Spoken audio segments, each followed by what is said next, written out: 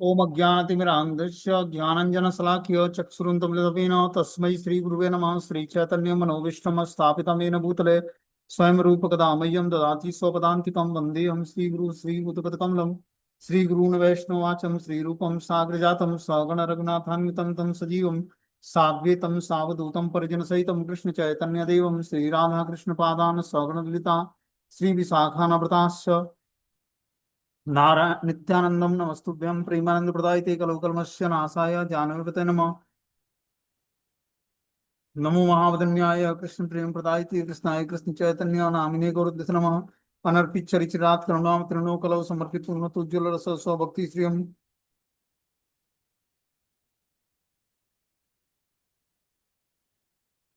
हरिपुरट सुंदर गुतकदम संदीपितम सदा हृदय कंदरे स्मृतव सचिनंदम संसार दुख जलदो पतितस्य कामा क्रोधादीन क्रम करे कौलीकृतस्य दुर्वासना निगडितस्य निराश्रयस्य चैतन्य चंद्रमम देहि पदावलंबम चैतन्य चंद्रमम हृदय कुमुदम विकास्यम हृदयम विधि निज चिंतन भृंगरंगे किंचापराध तिमिरन विद्युदूयम पादामृतम सदा पाय दुर्गतम माम आजानुलंबित भुजो कनकावदातो संकृतने कपितरो कमलायताक्षो विश्वम्बरो द्विजरो युगधर्मपालो वंदे जगत्प्रियकरो करुणावतारो नमस्ते काल सत्याय जगन्नाथाय सुताय च सवृत्याय सपुत्राय सकलत्राय ते नमः। अवतीर्णो साकरुण्यो परिचिन्नो सदिस्र श्रीकृष्ण चैतन्य नित्यानंदो द्वय भ्रातरं भजे सहजयति विशुद्ध विक्रमं कनकाभ्यं कमलाय दीक्षणं वरजाननं विलंबितं खडुविजबोधा भक्तिरसाविनर्तकं जयति जयतु देव कृष्ण चैतन्य चंद्रो जयति जयतु कीर्तितस्य नित्या पवित्रं जयति जयतु वृत्तस्य स्वाविश्वमूर्ति जयति जयतु नृत्य तो स्वरूप प्रियाणाम पंचतत्वात्मकं कृष्णं भक्त रूप स्वरूपकं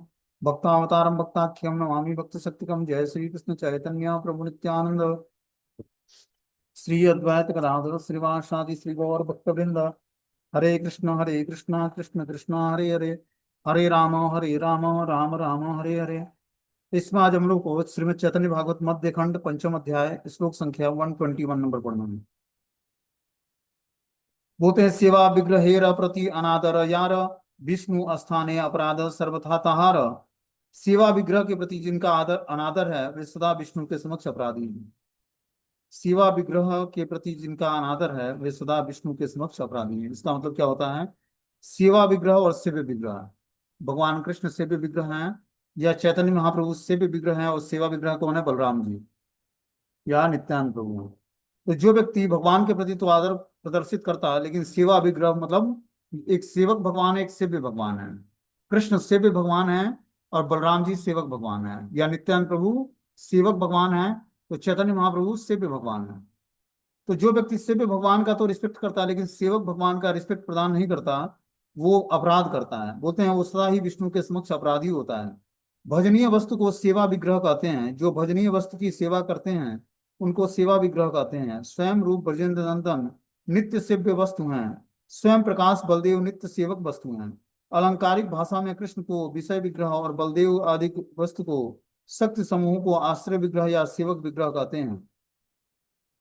जो सेवा विग्रह के प्रति अनादर करके सेव्य को आदर करते हैं उनके प्रति सेवा कभी भी संतुष्ट सेव्य संतुष्ट नहीं होते एवं उनकी विरक्ति का विषय बनकर भ्रांत दृष्टा अपराध पक्ष में निमग्न हो जाते हैं। तो बता रहे हैं कि जो सेवक विग्रह की अपेक्षा करके उपेक्षा करके और सेव्य विग्रह की सेवा में लगा रहता है उससे भगवान संतुष्ट नहीं होते। इसलिए हमें क्या करना चाहिए? पहले सेवक विग्रह को प्रसन्न करने का प्रयास करना चाहिए, फिर सेव्य विग्रह की सेवा करनी चाहिए। बोलते हैं ब्रह्मा महेश्वरम वंद्य यद्यप्य कमलाम तबुतार स्वभाव चरण सेवा खेलम। यद्यप लक्ष्मी जी ब्रह्मा महेश्वर आदि की वंदनीय हैं फिर भी उनका स्वभाव प्रभु के चरण कमलों की सेवा करना है। जो माता लक्ष्मी हैं वो ब्रह्मा और महेश्वर आदि द्वारा भी वंदनीय है, वो भी उनकी पूजा करते हैं माता लक्ष्मी की। फिर भी उनका स्वभाव प्रभु के चरण कमलों की सेवा करना ही है। लेकिन लक्ष्मी माता का स्वभाव क्या है? भगवान के श्री चरणों की सेवा करना है। होते हैं स्वयं प्रकाश बलदेव प्रभु संकर्षण और अन्यान्य विष्णु मूर्तियों को नित्य प्रकट कराकर सभी से पूजा ग्रहण करते हैं। ऐसा होने पर भी उनकी सेवा प्रवृत्ति स्वाभाविक बनी रहती है। बता रहे हैं कि स्वयं प्रकाश जो बलदेव प्रभु हैं, जो संकर्षण हैं, वो विष्णु मूर्तियों को नित्य प्रकट कराकर सभी से पूजा ग्रहण करते हैं। ऐसा होने पर भी उनकी सेवा प्रवृत्ति स्वाभाविक बनी रहती है कि सारे विष्णु मूर्तियों से वो सेवा ग्रहण करते हैं लेकिन उनकी जो सेवा प्रवृत्ति है उसमें कमी नहीं आती है। इस बात के समर्थन में लक्ष्मी देवी का उदाहरण देते हुए कहते हैं कि ब्रह्मा और महेश्वर के द्वारा पूज्य होने पर भी लक्ष्मी की स्वाभाविक चेष्टा में कृष्ण सेवा ही देखी जाती है। कि जो माता लक्ष्मी है वो भगवान ब्रह्मा और शिव के द्वारा भी पूजनीय है, लेकिन उसके बाद भी लक्ष्मी की स्वाभाविक चेष्टा क्या होती है? कृष्ण सेवा करना।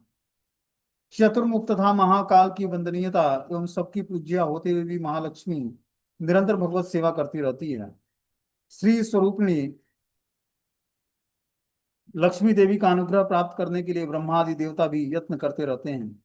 वे ही मनोहर मूर्तिधारी लक्ष्मी देवी श्रीहरि के सुवर्ण संयुक्त स्फटिकमय भवन में चंचलता का परित्याग करके समय समय पर नूपुरों की मधुर झंकार करती हुई हस्त धृत्य लीला कमल द्वारा मानो उस घर की मार्जन सेवा में नियुक्त हो ऐसा लक्षित होता है। बता रहे कि जो स्वयं महालक्ष्मी हैं उनका अनुग्रह प्राप्त करने के लिए ब्रह्मादि देवता भी यत्न करते हैं कि जो है महालक्ष्मी की हमें अनुग्रह प्राप्त हो जाए। लेकिन बता रहे हैं कि जिस लक्ष्मी का अनुग्रह प्राप्त करने के लिए ब्रह्मादि देवता भी यत्न करते हैं वे ही मनोहर मूर्तिधारी श्री लक्ष्मी देवी श्री हरि के सुवर्ण संयुक्त स्फटिकमय भवन में चंचलता का परित्याग करके समय समय पर निपुणों की मधुर झनकार करती हुई हस्त नृत्य लीला कमल द्वारा मानो उस घर के में मार्जन सेवा से नियुक्त हो ऐसा लक्षित होता है। कि जो भगवान श्री हरि का धाम है वहां पर सुवर्ण संयुक्त स्फटिकमय भवनों में चंचलता का परित्याग करके माता लक्ष्मी समय समय पर नूपुरों की ध्वनि से झंझकार करती हुई हस्त नृत्य लीला कमल द्वारा उस घर का मार्जन सेवा में नियुक्त रहती है ऐसा लक्षित होता है। ब्रह्मादि देवगण जो भगवान के शरणापन्न है उन्होंने भी जिस कमला देवी की किंचित कृपा कटाक्ष प्राप्ति की आशा से बहुत काल तक तपस्या की थी, वही कमला देवी अपने निवास स्थान कमल वन का परित्याग करके अनुराग के साथ श्री कृष्ण के निर्मल चरण कमलों के सौंदर्य को निरंतर सेवा करती रहती है। तो बता रहे कि जिस माता लक्ष्मी की ब्रह्मादि देवगण जो भगवान के शरणापन्न देवता हैं उन्होंने भी जिस कमला देवी की किंचित कृपा कटाक्ष प्राप्त की आशा से बहुत काल तक तपस्या की है कि माता लक्ष्मी हम पर कृपा कर दें, वे ही कमला देवी अपने निवास स्थान कमल वन का परित्याग करके अनुराग के साथ श्री कृष्ण के निर्मल चरण कमलों के सौंदर्य की निरंतर सेवा करती रहती है। सर्वशक्ति समन्वित शेष भगवान तथापि स्वभावे धर्म सेवा से तहान।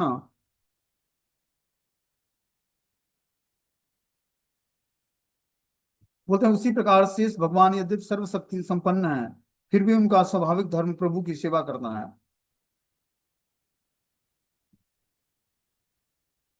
तो बता रहे कि जो सेवा शेष भगवान है, शेष भगवान मतलब बलराम जी, वो सर्वशक्ति संपन्न है फिर भी स्वाभाविक धर्म उनका क्या है? प्रभु की सेवा करना है। बलराम जी हमेशा सेवा के मूड में होते हैं कि कृष्ण को कैसे सर्व किया जाए। शेष भगवान समस्त धारण धारण शक्ति को अंगीकार करते हुए सबके विचार से सर्वशक्ति संपन्न तत्व हैं। उनका भी स्वाभाविक धर्म भगवान की सेवा करना है। सेविता अनंत शेष भक्त अवतार ईश्वर एरा सेवा बिना नहीं जाने आर। भगवान अनंत देव का अवतार जो है शेष का अवतार भक्त अवतार कहलाता है। वो ईश्वर की सेवा के बिना और कुछ नहीं जानते हैं, मात्र उनका शेष रूप धारण करना, अनंत शेष का रूप धारण करना, वो एक भक्त का अवतार है। उस भक्त अवतार में वो भगवान की सेवा कैसे अच्छे तरीके से की जाए इसलिए वो भक्त अवतार लेते हैं। बोलते हैं अतएव तहारा ये स्वभाव कहिते संतोष पाए न प्रभु सकल हिते। ईश्वर स्वभाव केवल भक्तवश विशेषते प्रभु मुखे सुनिते य यश। अतएव उन भक्तों का जैसा स्वभाव है उसका वर्णन करने से प्रभु सबसे अधिक प्रसन्न होते हैं। ईश्वर का स्वभाव है कि वह केवल भक्त के वश में है, विशेष करके प्रभु के मुख से भक्तों को ऐसा यश सुना जाता है। बता रहे हैं कि जो है भक्तों का जैसा स्वभाव होता है उसका वर्णन करने में प्रभु सबसे अधिक प्रसन्न होते हैं। कि भगवान चाहते हैं कि मैं हर एक भक्त को ग्लोरीफाई करूं और भक्त क्या चाहता है कि मैं भगवान को ग्लोरीफाई करूं। वही यहाँ पर बता रहे हैं कि भक्त का स्वभाव वर्णन करते हुए महाप्रभु को सर्वाधिक संतोष होता था। भक्त भगवान को अधीन अधीन है, यह अधीनता उनका स्वभाव है। अहम भक्त पराधीनो ह स्वतंत्रतम द्विजा साधु भी ग्रस्त हृदय भक्ते भक्त जन प्रिया। मयि निर्बंध हृदया साधवम समदर्शनात् वसे कुर्वन्ति मा पश्चात् सात्य स्त्रीय सम सतपति यथा। अर्थात श्री भगवान कहते हैं कि हे द्विज, हे सुनो, हे मुनि, मैं भक्त के अधीन हूँ। जिस प्रकार मेरे अधीन होने के कारण तुम्हारी रक्षा करने में मैं समर्थ नहीं हूँ, उसी प्रकार मैं भी भक्त के अधीन हूँ, इसलिए तुम्हारी रक्षा करने में असमर्थ हूँ। तो यहाँ पर बता रहे हैं कि जो है, रुद्र आदि देवता जिस प्रकार मेरे अधीन होने के कारण तुम्हारी रक्षा करने में समर्थ नहीं होते हैं, उसी प्रकार मैं भी भक्त के अधीन हूँ, इसलिए तुम्हारी रक्षा करने में मैं असमर्थ हूँ। इसलिए अस्वतंत्र की तरह हूँ। मुक्ति तब भी इच्छा न रखने वाले भक्तों ने मेरे हृदय को ग्रास कर लिया है। भक्त की बात क्या कहूँ, भक्त के पाल्य जनसमूह भी मेरे प्रिय हैं। सती स्त्रियां जिस प्रकार अपने सपत्नी को वशीभूत कर लेता है, उसी प्रकार मुझ में आसक्त चित्त वाले समदृष्टि संपन्न महापुरुषों ने इस प्रकार भक्ति के प्रभाव से मुझको वशीभूत कर लिया है। भक्ति रेवेन्या नयति भक्ति रेनेव दर्शयति भक्ति वसम पुरुषो भक्ति रेवा भूयसी। अर्थात भक्ति ही जीव को भगवान के निकट ले जाती है और भक्ति ही जीव को भगवत दर्शन कराती है। परम पुरुष भगवान एकमात्र भक्ति से ही बस में हैं। भक्ति ही सर्वश्रेष्ठ है। यहाँ पर भक्ति की महत्ता का वर्णन बताया जा रहा है कि भक्ति ही जीव को भगवान के निकट ले जाती है। भक्ति करके ही जीवात्मा भगवान के निकट जा सकता है और भक्ति ही जीव को भगवत दर्शन कराती है। परम पुरुष भगवान एकमात्र भक्ति से ही बस में आते हैं। भक्ति को ही यहाँ पर सर्वश्रेष्ठ बताया गया है। आगे इसमें बता रहे हैं कि स्वभावत कहिते विष्णु वैष्णवेर अपृत अतएव वेदे कहे स्वभाव चरित। विष्णु वैष्णवेर तत्व एक है पुराण से ही मते लिखी आमी पुराण प्रमाण। परस्पर के स्वभाव का वर्णन करके विष्णु और वैष्णव जन दोनों प्रयत्न कर होते हैं। अतएव वेद उन्हीं दोनों के स्वभाव चरित्र का वर्णन कर रहे हैं। विष्णु तथा वैष्णव का तत्व जैसे पुराणों में कहा गया है, उसी पुराण प्रमाण के अनुसार मैं इसका उल्लेख यहाँ पर कर रहा हूँ। बता रहे हैं कि जो है, परस्पर के स्वभाव का वर्णन करके विष्णु और वैष्णव जन दोनों प्रसन्न होते हैं। अतएव वेद उन्हीं दोनों के स्वभाव चरित्र का वर्णन करता है।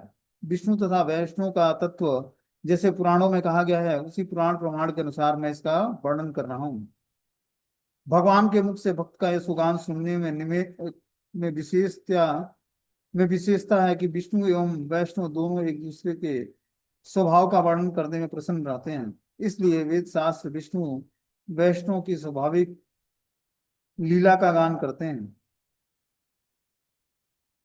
होते नित्यानंद स्वरूपे यही वाक्य मन चिंतेर ईश्वर मुहि तार एक जन अहर्निश विश्वमुखे नाही के अन्यथा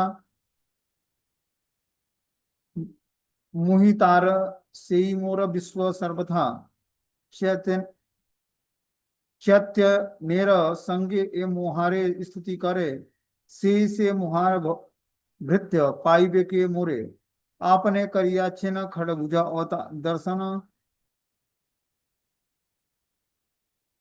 तार प्रीति कही ताना ये सब कथन। श्री नित्यानंद की वाणी और मन में बस यही बात है कि चैतन्य देव मेरे ईश्वर हैं और मैं उनका एक जन हूँ। मैं उनका हूँ और वे सब प्रकार से मेरे स्वामी हैं। इस प्रकार के अतिरिक्त उनके मुख श्री भगवान और कोई दूसरी बात कभी नहीं निकलती है। न ही जो जन श्री चैतन्य देव के साथ मेरी स्फूर्ति करते हैं, वह वही मेरा सेवक है और वही मुझको प्राप्त करेगा। प्रभु ने स्वयं खरगोश दर्शन कराया था। उन्हीं की प्रसन्नता के लिए उन्होंने उन बातों में कह रहा हूं। आगे इसमें बता रहे कि जो है, श्री नित्यानंद की वाणी और मन में बस यही बात थी कि श्री चैतन्य मेरे ईश्वर हैं और मैं उनका एक जन हूँ। मैं उनका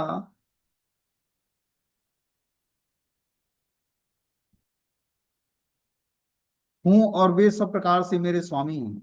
इस बात के अतिरिक्त उनके मुख से और कुछ और कोई दूसरी बात कभी नहीं निकली। जो जन श्री चैतन्य देव के साथ मेरी स्तुति करते हैं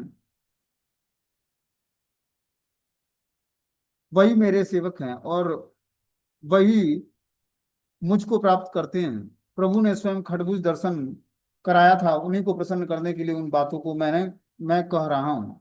श्री नित्यानंद प्रभु मन से एवं वाणी से श्री चैतन्य देव के को अपना प्रभु समझते हैं एवं अपने को उनका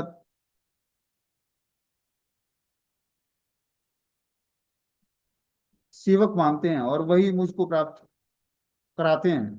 प्रभु ने स्वयं खरबूज दर्शन कराया, उन्हीं के प्रसन्नता के लिए बातों में मैं कह रहा हूँ। नित्यानंद प्रभु ने के मन में एवं वाणी में चैतन्य देव को अपना प्रभु समझते हैं और अपने को उनका एक जन दास विशेष मानते हैं। श्री नित्यानंद के मुख से यह वाक्य सर्वदा वर्तमान रहता है और श्री भगवान मेरे हैं और मैं भगवान का हूँ, उनमें अन्य किसी बात के लिए कोई स्थान नहीं रहता। बता रहे हैं कि श्री नित्यानंद प्रभु के मुख से यह बात सर्वथा प्रस्फुटित होती है कि वर्तमान में रहती कि भगवान मेरे हैं और मैं भगवान का हूँ, उनमें अन्य किसी बात के लिए कोई स्थान नहीं है।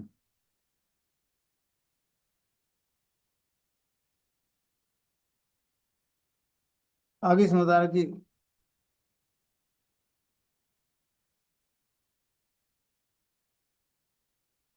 ग्रंथकार कहते हैं कि नित्यानंद प्रभु ने श्री गौर सुंदर के खड़भुज स्वरूप का दर्शन किया था। उनकी उसी